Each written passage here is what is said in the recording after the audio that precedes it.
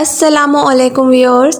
Sensorial exercises में visual sense की 4th number activity colour tablet box number 1 discrimination of colour.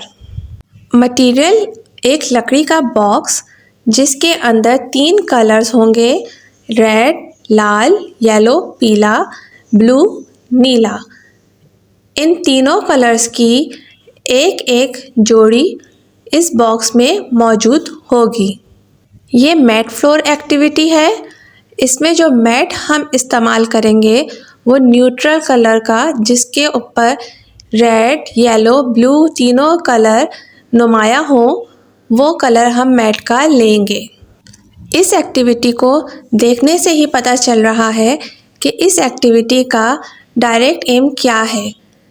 इस activity का direct M यही है कि बच्चे को हम फ़र्क बता सकें कि रंगों में क्या फ़र्क है, कौन सा कलर, कौन सा रंग नीला है, कौन सा पीला है और कौन सा लाल है, उसको रंगों की पहचान हो।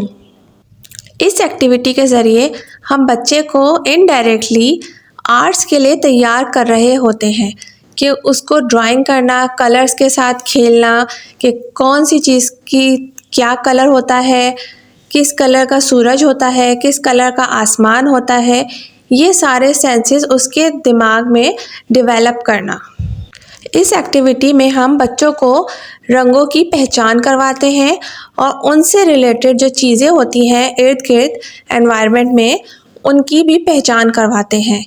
इस तरह बच्चा खेल ही खेल में सीख जाता है और कंट्रोल ऑफ एरर इसी एक्सरसाइज का, इसी मटेरियल के अंदर होता है कि जब बच्चा गलत कलर बताएगा किसी चीज़ का, तो वो खुद से ही देख सकता है कि मैं जो कलर बता रहा हूँ क्या ये सही है।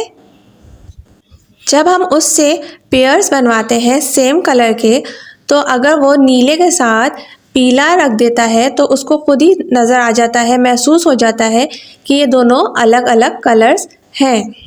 ये एक्टिविटी हम 3 साल के बच्चों को क्लास में शुरू करवा देते हैं। If you like my videos then press the like button.